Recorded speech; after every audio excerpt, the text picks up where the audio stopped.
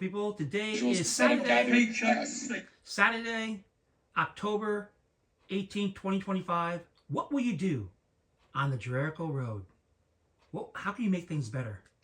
About why they're here. It shares a really similar sentiment with what Antonia said. Incredibly peaceful protesters, but a lot of people who were just saying, we didn't know what else to do but get out and march. But we know that Trump, on the campaign trail and also in office, has talked a lot about this mandate. He says he has an overwhelming mandate to essentially enact any policy and law that he wants to do because he won the election. A lot of the individuals here are saying he does not have an overwhelming mandate. There are millions of Americans who are nervous and fearful of what is happening in our country right now. Tens of those thousands of people are here today. Specifically, the thing that I keep hearing from individuals is a concern about checks and balances. We stand right next to the United States Courthouse right here, the Capitol behind me, the Lincoln Memorial down the road, all of these relics of a democracy that has checks and balances and checks of power. Most of the people that I've spoken with so far, that's their greatest concern, is that we're missing that right now in this country. I spoke with one individual named Holly who says she's a Christian, she's a veteran, she's a lawyer herself. She spoke a little bit about why she's here and why she's concerned. Take a listen. I'm a first-generation American. I am a veteran. I was in the military. I check all the boxes. I'm a mom. I've got 4 kids, but I follow Jesus, but I am a patriot. I am a patriot, and I will not let anyone tell me that I am not here because I love my country. Yeah. And so that is, I think of everything, I am passionate about that, because the people that are here today, they are concerned about this country. Triple or quadruple. And that is going on all over the country. At a time when we already... Well, and that really is a shared sentiment that I've seen from the conversations I've had with folks here. There are people from all different sects of life, races, gender, age, demographics. A lot are from D.C., but a lot are from across the country. And they really just keep saying we needed to show up and do something to prove that Trump doesn't have that mandate. Bernie Sanders is on the stage right now saying very similar words, that Trump doesn't have a mandate, and calling the people to continue to peacefully protest and to have their voices heard like they're having today. And register the vote. Correspondent Jake Traylor down at the National Mall there. I know one of the things we should know when you have a lot of cell signals all going up, you create delays that we're just seeing there. So thanks for your patience. Jake Traylor, we'll be coming back to you later here. I want to bring in Timothy Snyder, University of Toronto history professor and author of On Tyranny, 20 Lessons from the 20th Century, which explores America's turn towards authoritarianism. Timothy, I know that you're at one of the No Kings protests today, if I'm not mistaken. What are your impressions from there here? And what do you make of Republicans labeling these events as, quote, anti-American? Yeah, so I am at a protest. I'm not on the East Coast. I'm not in New York. I'm not in D.C. I'm in Cincinnati, Ohio, where there was a huge crowd down by the river. It's got to be tens of thousands of people. And I mean, I would say it's the best version of America. People are very upbeat. There's a lot of really good energy. People have signs about the kind of America they want to see. People are being funny. People are being with one another. And when they're being critical, they're being very direct and to the point. So this is America. This is what America looks like. I think this is the best version of America. A group of more than 270 national security and intelligence professionals, Timothy, issued a new report here saying democracy is backsliding in the U.S., that it's accelerating. What's most concerning to you when you think about the state of the democracy, and even compared to the beginning of this year, where we find ourselves in October of 2025?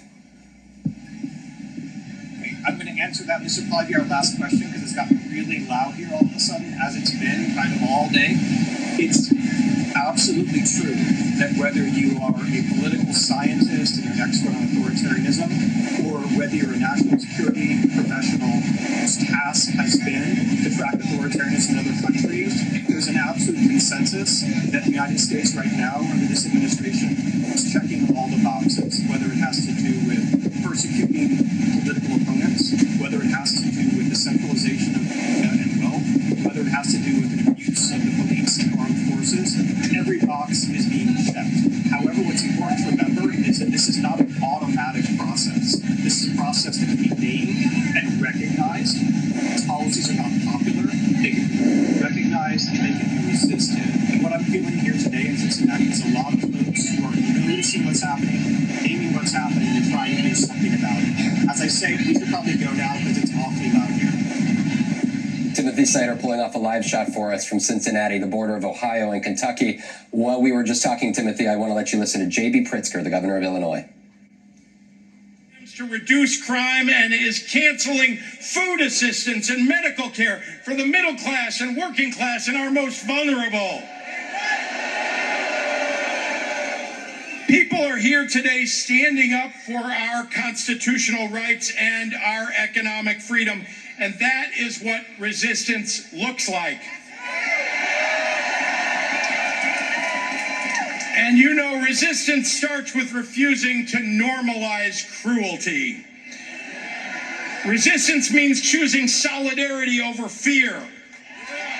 It means recognizing that an attack on free speech, on immigrants' rights, on due process is an attack on everyone's rights. It means understanding that we're either building a society based on human dignity or one based on domination. Which is it? Human dignity. What road? History will judge us by where we choose to stand right now, today. Future generations will ask, what did we do when fellow human beings faced persecution, when our rights were being abridged, when our Constitution was under attack? They'll want to know whether we stood up or we stayed silent, whether we chose compassion. Medic.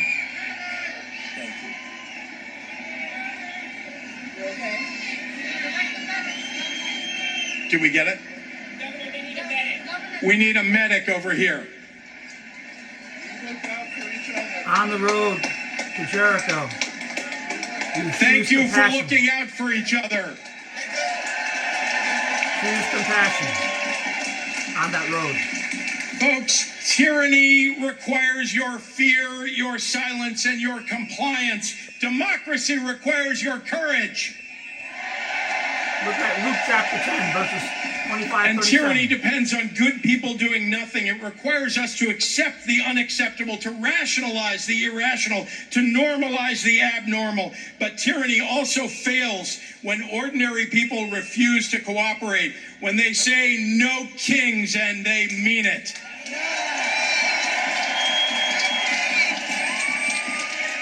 So Donald Trump, stay the hell out of Chicago.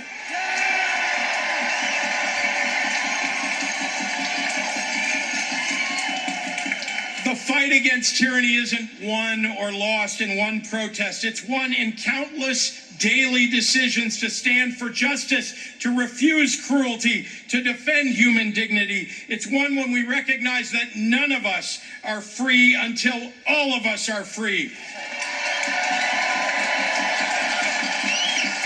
So say it with me. We love America. We love Chicago. And Donald Trump, stay the hell out of our city. Thank you very much. Let's give it up. Stand for love and justice and mercy and faith and the oneness of all humanity. That's what the real, authentic Jesus stands for. Look at Luke chapter 10, verses 25-37. Go to Matthew chapter 22. Go to Matthew chapter 25. He cares for the least of these. One race, human race, all human. Everyone has a right to life, liberty, sweet happiness. Everyone, everywhere, every place on this planet known as Earth, according to our risen Lord and Savior, Jesus Christ. Look at the word for yourself. God bless you. God keep you. The real Jesus, not the fake, phony, false slave master Jesus, but the real, authentic Jesus who lifts up loving God and loving your neighbor yourself. Who's your neighbor? Any person in need of help, anywhere, any place in this entire world. God bless you. God keep you. Please register to People to Vote as we save Social Security, Medicaid, Medicare, and all these other programs that help fellow human beings. God bless you. God keep you.